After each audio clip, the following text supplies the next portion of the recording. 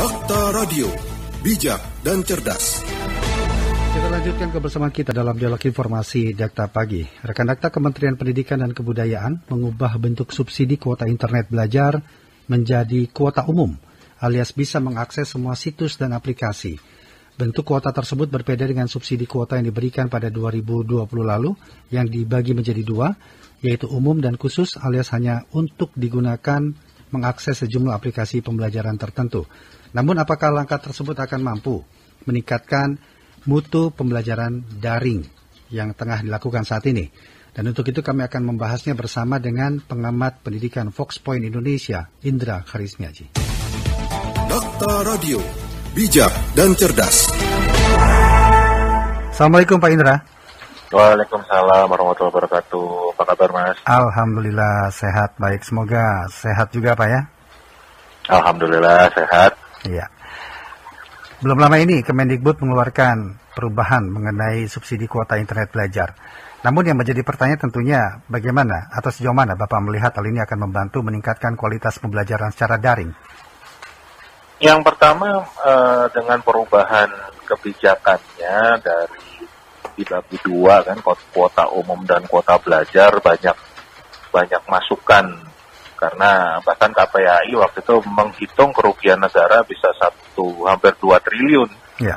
Karena banyak yang nggak kepake. Nah sekarang dibuat kuota umum semua, sebuah langkah yang baik dan patut diapresiasi. Waktu itu dengan Kapus Datin saya bicara diskusi, mereka mau membuatnya model blacklisting kan begitu, tapi ternyata malah dibuka lebih bagus lah. Ini satu poin yang positif yang bisa kita ambil dari kebijakan subsidi kuota ini di sisi aturannya.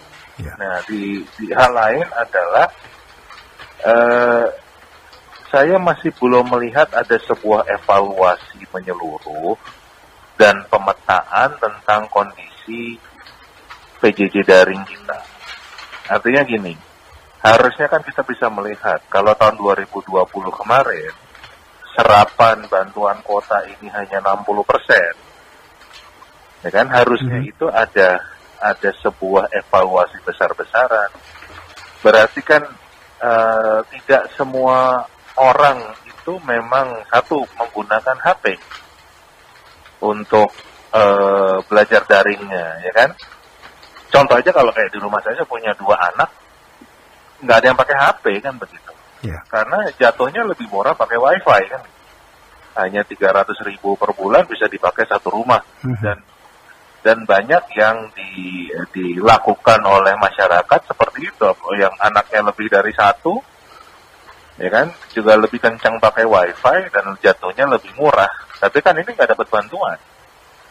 Ya kan? Nah itu yang harusnya dipetakan. Di sisi lain juga kita masih banyak anak-anak yang sama sekali gawai nggak ada, sinyal nggak ada, ya kan?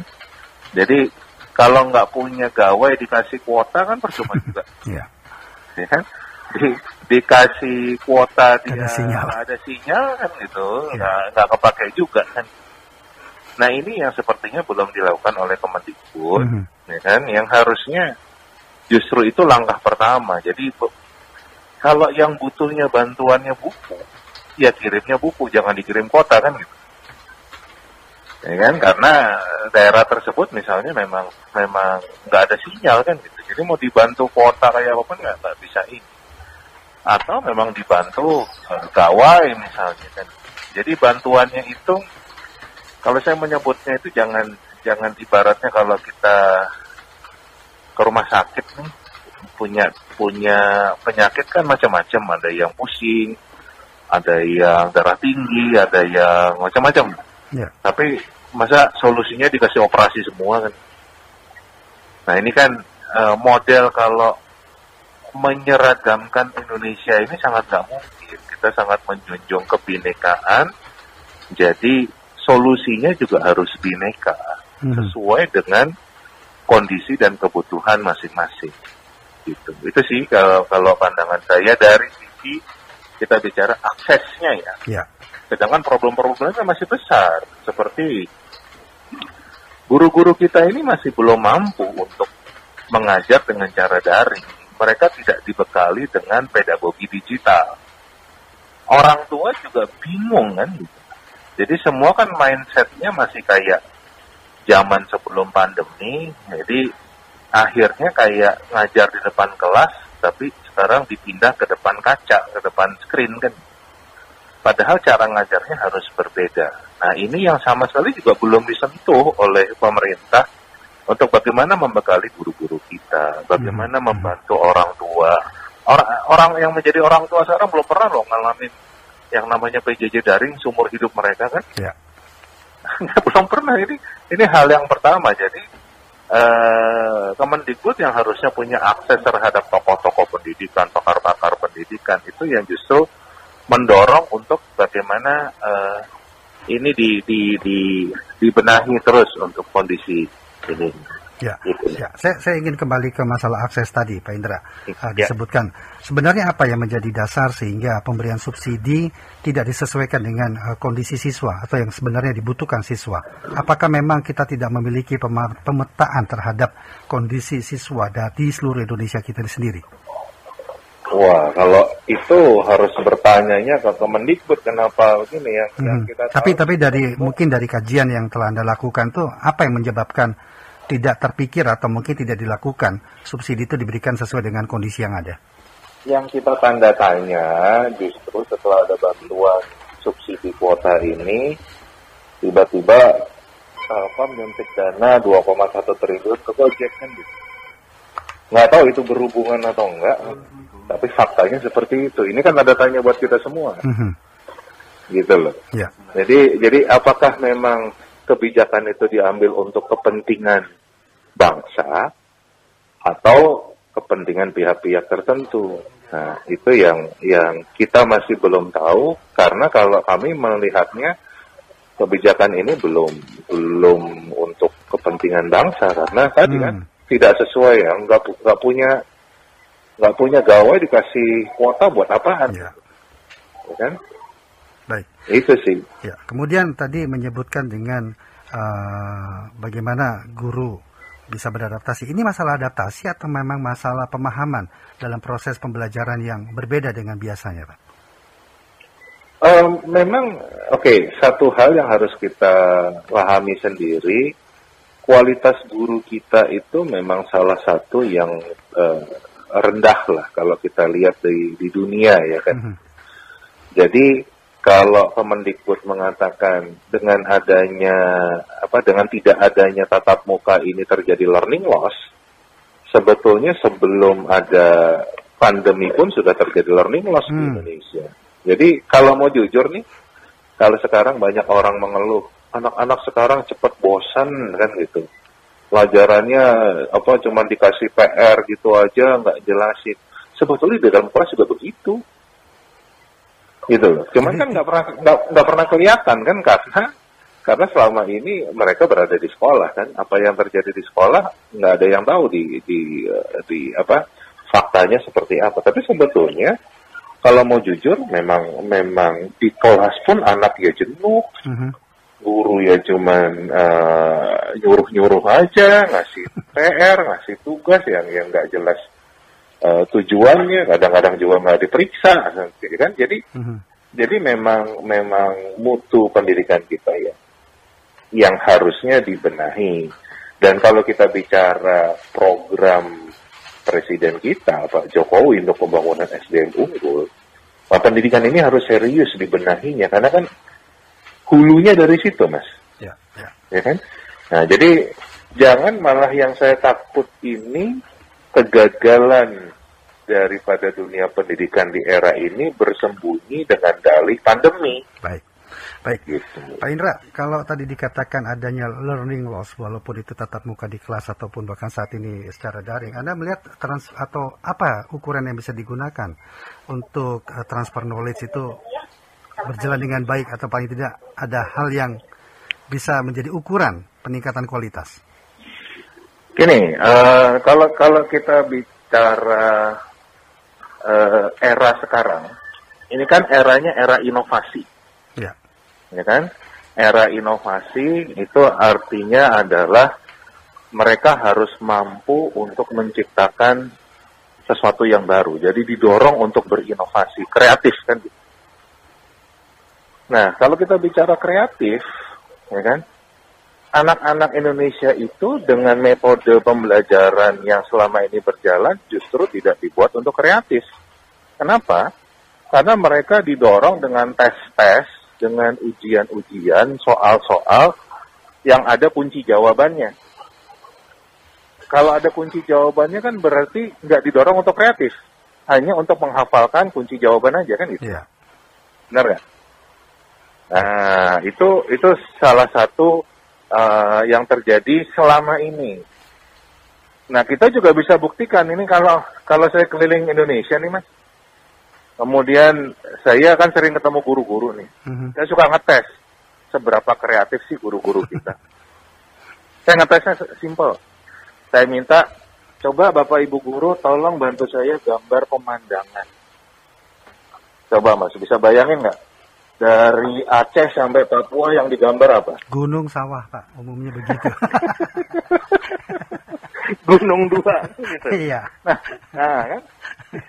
Itu doktrin alami, Pak. Dari saya kecil dulu.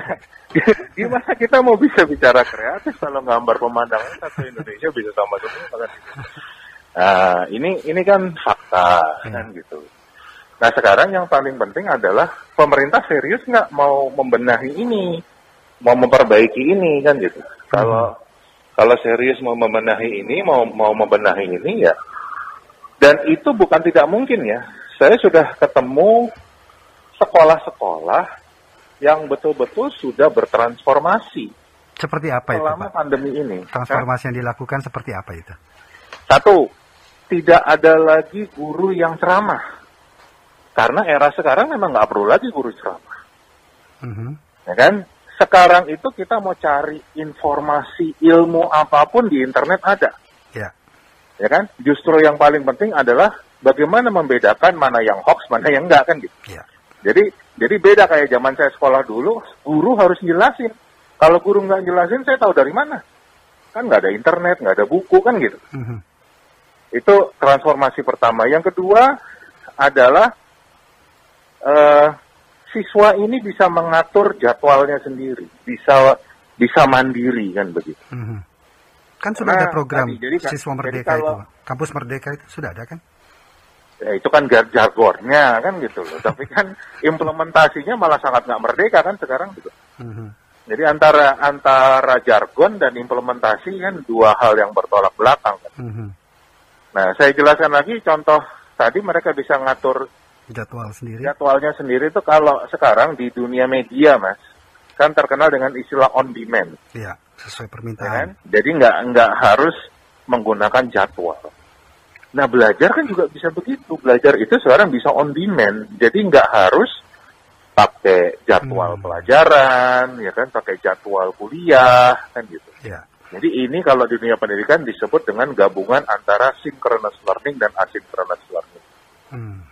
Nah, yang terakhir, anak-anak tadi harus kita dorong untuk membuat karya. Karena kan tadi kan berinovasi ya.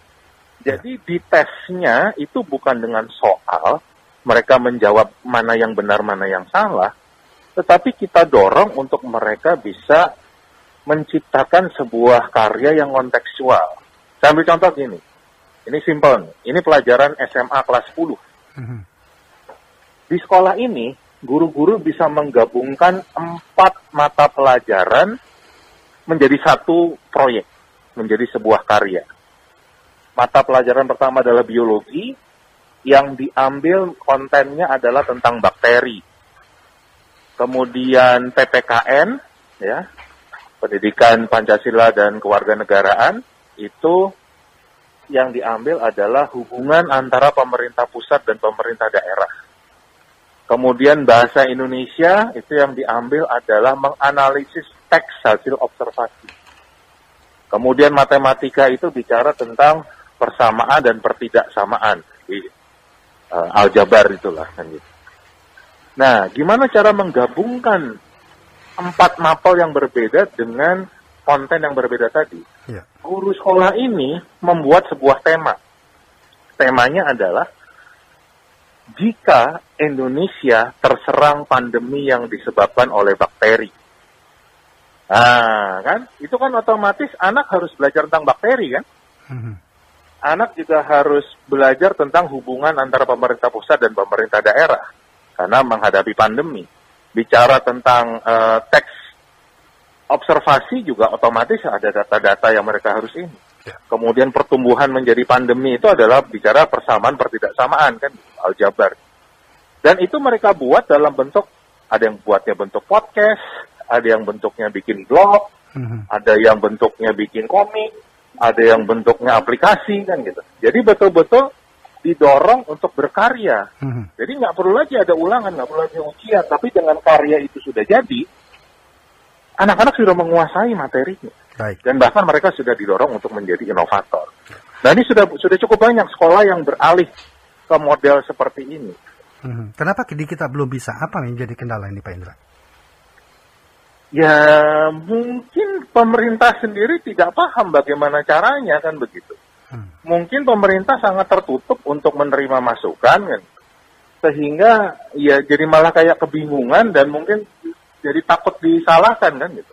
Tapi apakah masih belum terlambat jika, atau dari mana dulu kita memulainya untuk bisa mengimplementasikan atau seperti tahapan yang tadi dipaparkan itu? Yang pertama, ini candaan kami ya.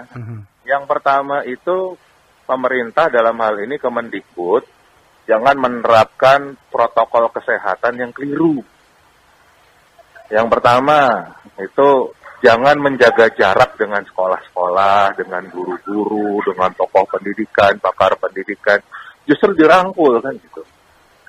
Jangan pakai masker besi, ajaklah kita bicara, ajaklah kita diskusi. Tadi kan kenapa sekarang nggak punya data yang jelas? Karena memang nggak pernah diajak bicara. Nggak pernah betul-betul mendengarkan dari seluruh Indonesia. Sekarang kan gampang, kita pakai Zoom, pakai apa aja bisa bicara dengan 3 juta guru di Indonesia itu bisa diajak ngomong bersamaan, kan? Tapi kan belum pernah dilakukan. Dan juga jangan cuci tangan, urusan ini aja kita bisa lihat kan, urusan tatap muka serahkan ke pemerintah daerah, kan gitu. Jadi jangan menerapkan protokol kesehatan yang keliru, kan. Nah, ajaklah bicara, ajaklah diskusi, ajaklah ngurus bangsa ini tuh nggak bisa dengan segelintir orang, justru harus bergotong royong, harus kolaborasi, gitu. Nah ini yang saran kami dilakukan oleh pemerintah, kan gitu. Kemarin kita baru saja diskusi, ternyata organisasi guru seperti PGRI aja nggak pernah diajak diskusi. Ikatan Guru Indonesia nggak pernah diajak diskusi. Jangan-jangan NU Muhammadiyah yang punya ribuan sekolah juga nggak pernah diajak diskusi, karena juga kita lihat kan kasus POP itu kan juga mereka keberatan, mundur, kan gitu kan. Itu juga karena mereka merasa nggak pernah diajak bicara, kan. Tiba-tiba menjalankan program ini. Nah, satu hal yang mungkin Mendikbud kita belum memahami adalah membangun manusia itu berbeda dengan membangun aplikasi. Membangun manusia itu harus banyak dengan percakapan, harus dengan dialog, diskusi, ada 2 arah. Bangun aplikasi cukup perintah, kan gitu. Nah, ini yang mungkin belum difahami oleh Mendikbud kita. Kita harapkan nanti mudah-mudahan apa yang dipaparkan ini benar-benar menjadi suatu gerakan yang pemikiran yang besar untuk pemerintah kita untuk meningkatkan mutu dari pendidikan kita selama ini. Terima kasih Pak Indra ya. Assalamualaikum. Waalaikumsalam warahmatullahi wabarakatuh. Dokter Radio, bijak dan cerdas. Pengamat pendidikan Fox Point Indonesia Indra Harismiaji.